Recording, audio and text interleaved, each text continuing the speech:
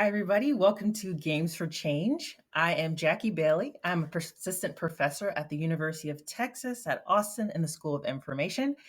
And I'm here to talk to you about virtual reality and children. So, we're going to talk a little bit about how we can leverage virtual reality to help understand and promote child development. So, what I always like to do when I start my talks is to get a bit of information about you and your experience with technology and media. So, I want you to go back in your mind, think back to when you were 10 years old. What technology or media did you play with by the time you were 10? Okay, did you use a desktop computer? Did you use a laptop? The internet?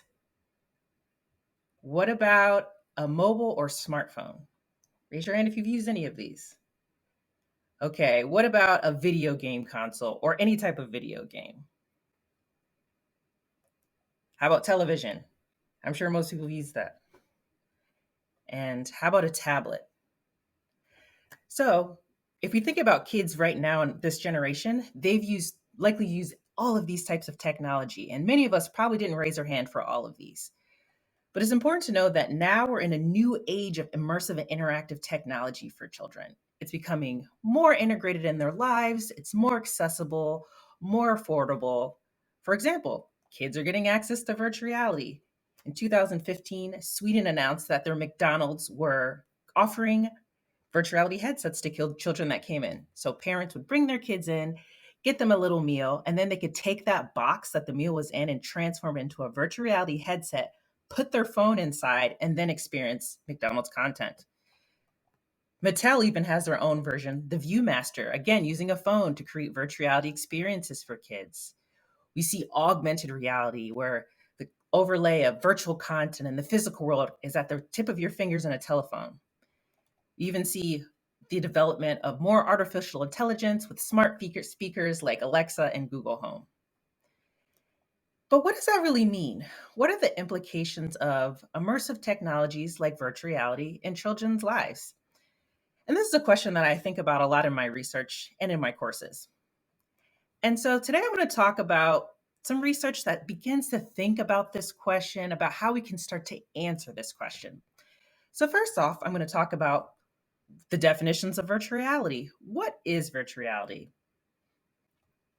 Then I'm going to go over children's experiences in terms of cognitive responses and social responses to virtual reality, citing some of the work that I've done.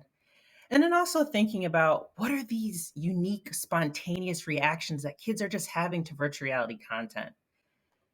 And then I'll go through some topics to consider when we think about these technologies for research, for development, for education, and hopefully for positive change.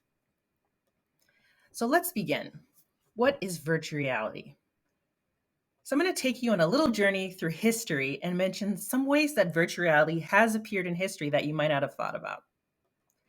So in the 1940s, we had flight simulators, particularly for the war, to give pilots an opportunity to practice their flight skills, their battle skills without putting themselves in danger.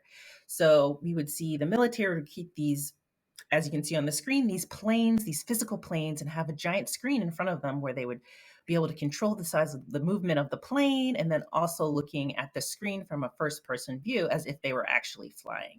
So we could say in a way that this was virtual reality in the 1940s. And then if we move to the 1950s, Morton Hellig had the Sensorama. So it's what you would find in an arcade. It had a multi-sensory experience. You'd put your little face through this little area, you'd see a screen, you'd see some content, some 3D content. Wind would be blowing through fans. You would get even scents. You would get sounds, lots of color. So this is a new way of thinking about virtual reality in the 1950s. And then once we move to the 60s, we come across Ivan Sutherland, who we could say in some ways was the godfather of virtual reality headsets that we think about now, are also called head-mounted displays.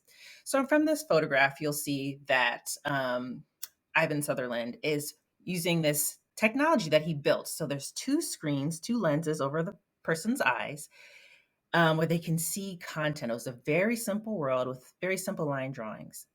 One thing I like to note is that you can see it's basically stuck to the wall. It's hanging from the ceiling. This thing was really heavy equipment. So it was something you couldn't even wear in your head. So think about what computers were and the idea of what a computer was back then. So that's a little bit of history about virtuality in the past where you might not have thought VR. You might think VR is just a thing that happens right now, but it was something that was developing over time. Most of the time through large institutions like hospitals, the military, and academic institutions. But now we're in an age where it's more accessible, more affordable. So let's think, what is virtual reality? There's a lot of ways people talk about it, and I'm going to talk about my own personal definition of it. So when we think about virtual reality, we can say it's a combination of a technology and an experience. So first, I'm going to talk about the technological aspect, the technological definitions of virtual reality. So VR is a computing system that consists of tracking, rendering on a display.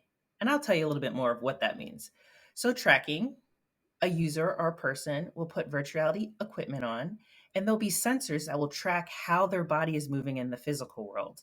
And that information is sent to a computer, which updates or renders that information and changes the virtual environment based off of those movements and then displays that information. So let's imagine the room that you're in. We create a virtual environment of that. You put a virtual reality headset on, you have a first person view, you see that digital space.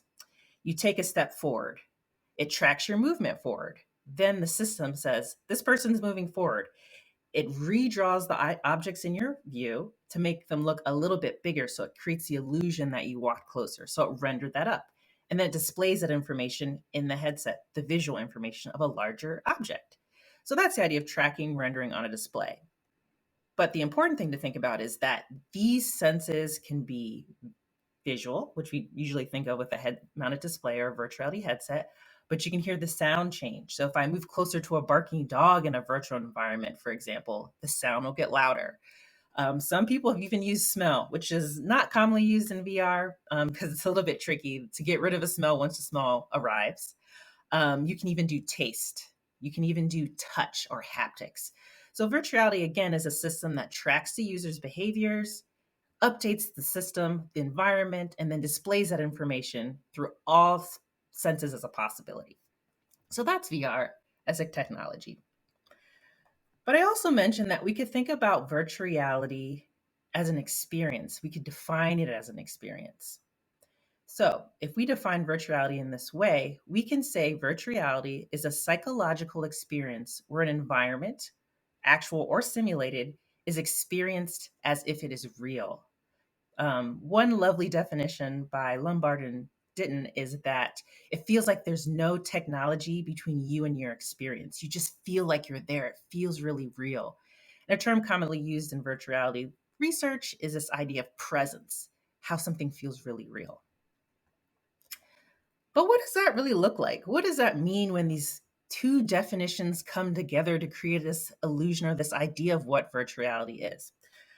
So I have a little video for you to look at to think about how we can think about VR as a technology and as an experience. So as you see in this on the slide right here, this is Anna. She is 5 years old right here. She's wearing a virtual reality headset. So the technology, she has a first person view. She's in a virtual environment that looks just like the physical room that she's in. And in front of her, there's a blue fuzzy character, a Muppet that she's going to see. And we see that's blocking out the rest of the physical world. So I'm going to play this and then I'll talk a little bit about it.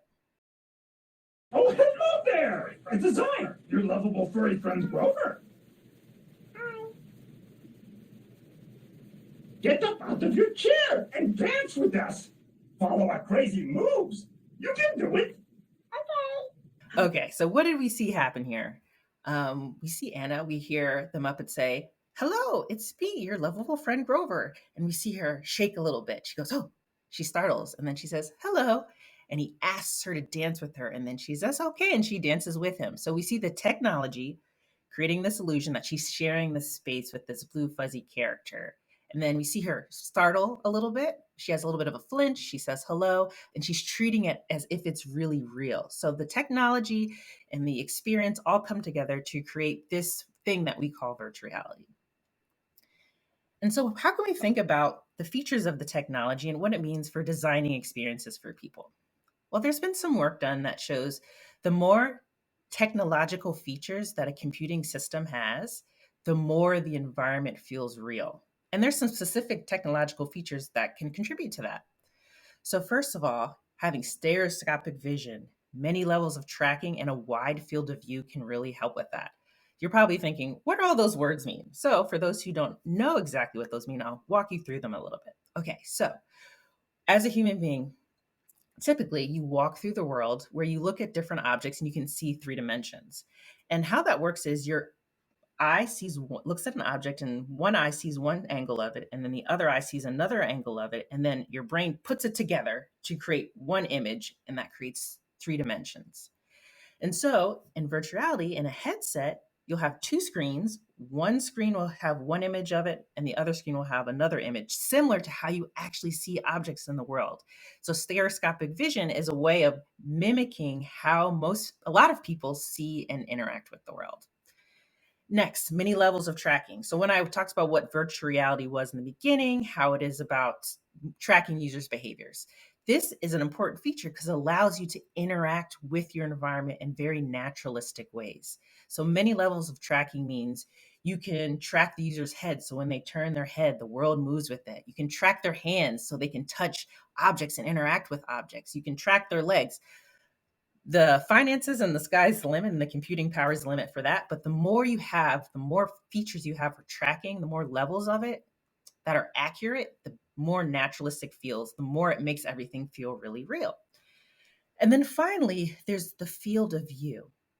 So we're gonna do a little exercise with this. I'd like you to take your hands, okay, put them right here by the side of your face. Okay, right now you have a narrow field of view. Now you remove your hands. Now all of a sudden you can see objects over here on the side of your face. You have peripheral vision. That gives you a wide field of view. So again, by having a wide field of view in the system, you're mimicking what it's like in the physical world to navigate and experience the world. So therefore the content feels really real. And because of these features and because of the design of virtual reality technology, we found that VR can influence people's behaviors, such as having them be more use less paper to help the environment, change attitudes, improve people's decrease racial bias, and even people's perceptions, changing the perception of how objects are based off of what type of body you experience in virtual reality. So I've given you an overview of what virtuality is, how we define it, what those features are, and how important they are. But what does that mean for children specifically? So I'm going to quickly talk about some of the areas in which the research has been done for children in the use of virtuality. So pain distraction, there's a lot of research, a lot of literature on pain distraction is VR a really effective tool for pain distraction in children. Children as young as 4 years of age have used virtuality to help with painful medical procedures, reduces anxiety, reduces the perception of physical pain for chemotherapy, wound care, even dentist office visits.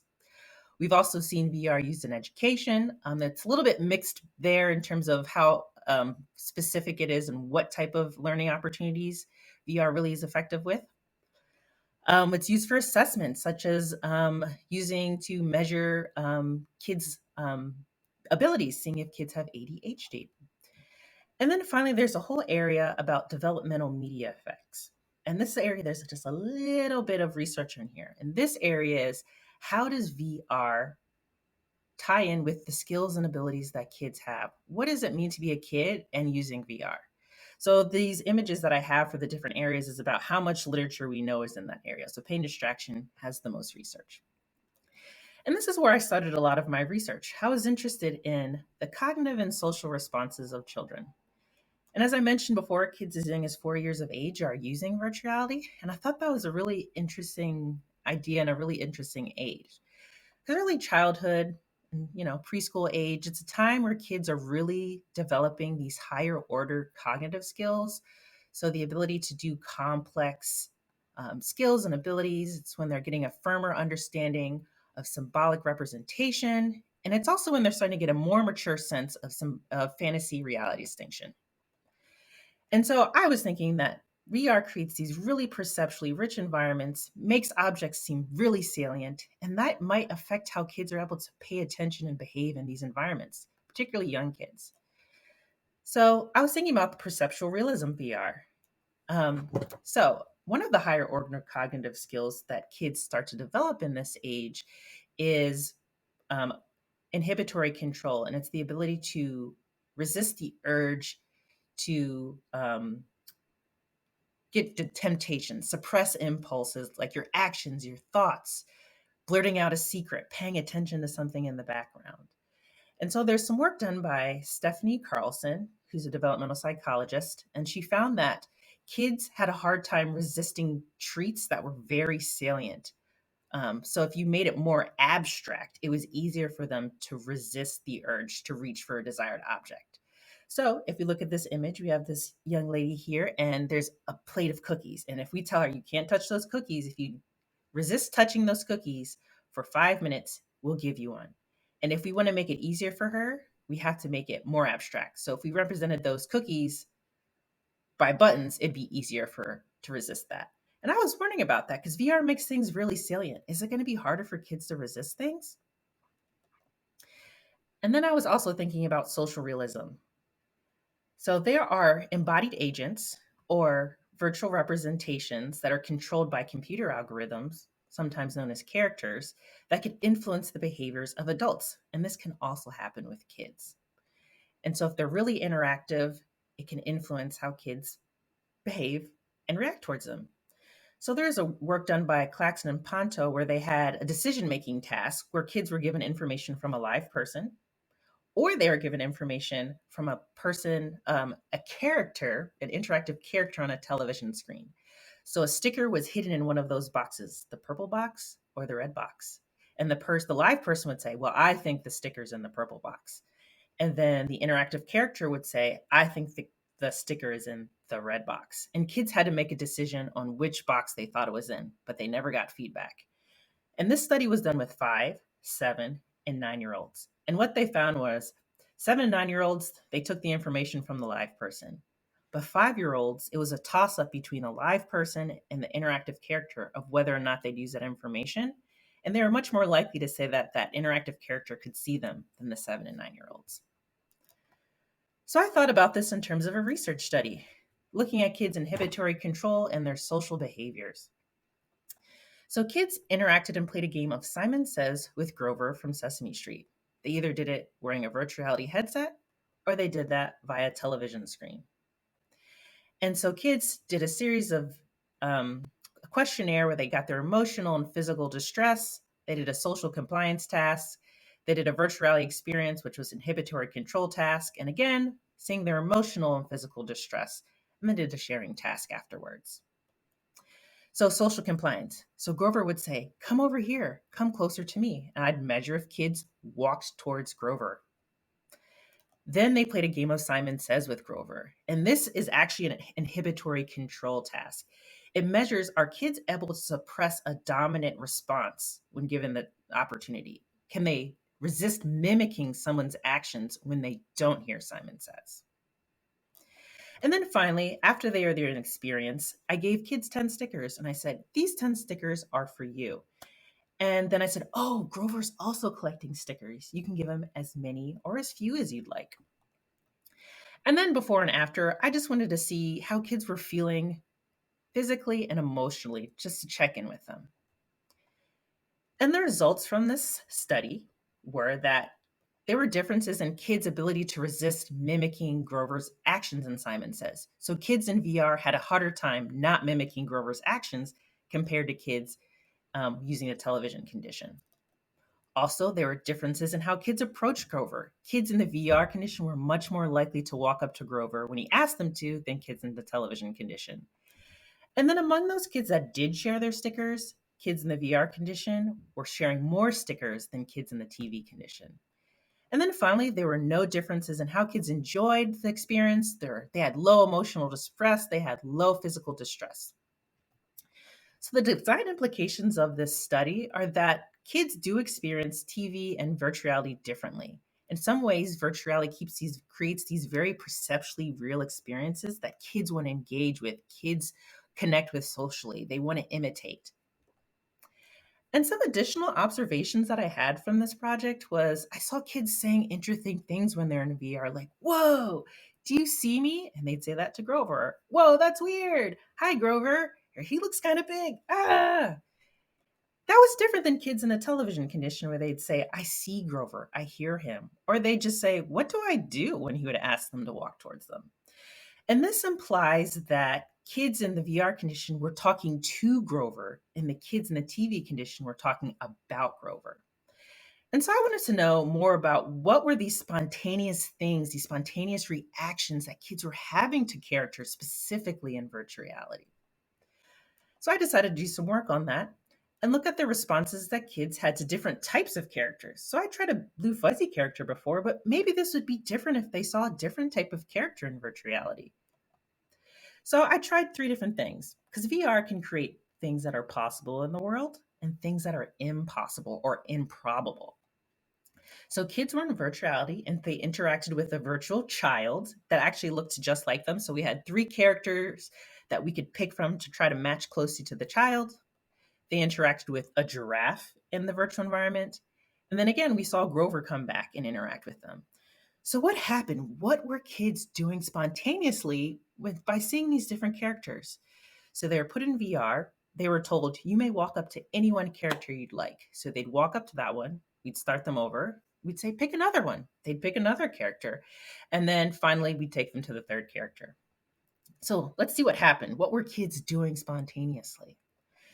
So a vast majority of the kids kept wanting to touch the characters. They kept trying to reach out, trying to have some kind of feeling. It's almost as if it was so salient that they wanted to see, was it real? Could I feel it? Next, more than half the kids tried to walk inside the character. So we took physics off of the experience so kids could actually walk through the character if they wanted to. So kids would try to stick their face in there, they'd kind of reach their arm or put their body inside the character.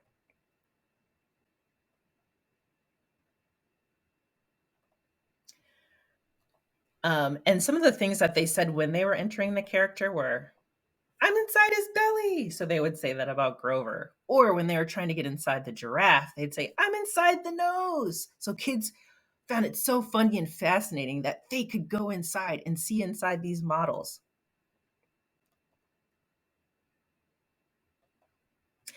And then there's a small group of children which I thought was really interesting. They talked to the character. They were speaking out to the character. And some of the things that they would say would be, hi, Grover, hello. So oftentimes they would greet the characters or say hello, hi to whoever appeared, which is interesting because they all appeared at the same time. So some kids were just speaking out and talking to them. And then finally, a few kids spoke about themselves and how they were represented in the virtual environment.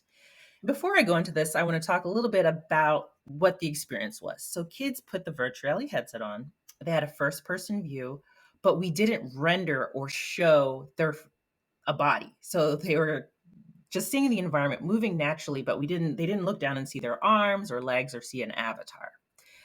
And kids made comments about that. They would say things like, I'm invisible. Whoa, I can't see myself. Or I'm a ghost. And so we saw a lot of really interesting things when kids were spontaneously interacting with these different characters, not prompted, just to see what they would do. And what are the design implications for this type of results? What do we learn from this? Well, these results imply that virtual reality is a great tool that encourages children to explore. So they were trying to go inside the character, they're trying to touch the character. Something about VR sparks this and intensifies this natural part of kids about exploration. Like they want to explore it, they don't have fear, they just go for it. And then also lets us know that VR could be a place where kids can explore and test social boundaries. So, how close do they get to them? Are they willing to touch that character? This could be used as a tool about how they might do some of these behaviors, and maybe they get feedback about, I didn't like that, or this didn't work really well for me. So, it's a place where there are low stakes where kids can try that out. And then another thing for design is kids do think about how they're represented, how their identity, how they are, their bodies, how they're represented in virtual environments. It's something that they pay attention to. So it'd be really important to think about the ways that we decide for children to represent themselves, what kind of avatars that they use, things that will help encourage them in a positive way. And being very careful about those design choices because kids do pay attention to how they are represented. So, these are some of the ideas and research that I've done to think about kids' cognitive and social behaviors in virtual reality and thinking about some of the design implications. And there are many more topics to think about related to immersive and interactive technologies like virtual reality. I'm going to list a few of them that I thought about, and hopefully, here during the festival, you'll be able to think about more of these types of ideas and areas to dive into. So, one area to think about is learning in virtual reality. That could be for formal and informal learning environments. So we can think about virtual field trips, being able to visit a place you've never been before, a place that's expensive, maybe a place that's dangerous, going to the moon without having to wear an astronaut spacesuit or having the training, being able to collaboratively learn with lots of people. We've been seeing a lot of that happen now as kids have been moving their education to digital spaces. Maybe not by choice, but we're seeing more of that. How can we leverage this technology to be a really interactive tool for that? And I have used a little bit of a show and tell for this. A couple years ago, I was invited to a conference that was being held in Dubai, and it was about how can we think about virtual environments in the classroom. And I was all the way in Austin, Texas, and I was still teaching my class, and I was thinking, oh, it's going to be really hard to go to Dubai and then come back. The time difference is so huge. So we came up with a really fun idea for our panel. So what happened was I put a virtuality headset on. I went into a place called AltSpace and I participated in the panel. So when you see in this picture right here, that is my avatar right in the back. I'm coming in from Austin, Texas, and the people you see in front of that screen, they are located in Dubai. And so we were able to do a show and tell of how we can use virtuality to bring people together to think about and learn. Another area to consider, I think it's really important, is the affordances of technology. Virtual reality, the system itself, has special features that can be useful in certain cases, but it might not be useful for on all cases. How can we think about the level of immersion? For example, if we think about augmented reality, it combines virtual content in the physical world. Maybe that's a really good place for kids to start off with collaboration. They can see each other, they can interact with the physical world, bring some virtual content. But however, in a hospital setting, a medical setting, it might be really important to have virtual reality where kids can black out some of that technology, the equipment that could be scary for them, bring them to a nice, soothing place to help them move forward, where it's important to block the physical world out. And then finally, I think it's really important to think about communities when we think about these technologies. People are different, groups are different, there's different cultural contexts of virtual reality. In some cases it might be really great for communities, providing them opportunities that they wouldn't otherwise have, but in some cases it could hinder certain communities. So we really need to think about how these technologies integrate with different communities and different cultures, not thinking about a one size fits all. I'm really excited about this area and the possibilities, but I think it's really important for us to think about the benefits and also the challenges of what's possible and what we can do versus what we should do. And I think a better understanding of the nature and the effect of virtuality on human development, what that means across the lifespan, will be really important. And it can provide us insight on what these virtual environments and emerging technologies and features mean and how we can use them to make better experiences for children. I want to say thank you for listening, and I hope you enjoy the rest of the festival. You can reach me at my information is here. I'm at the University of Texas at Austin. I'm Jakki Bailey. Thank you for your time.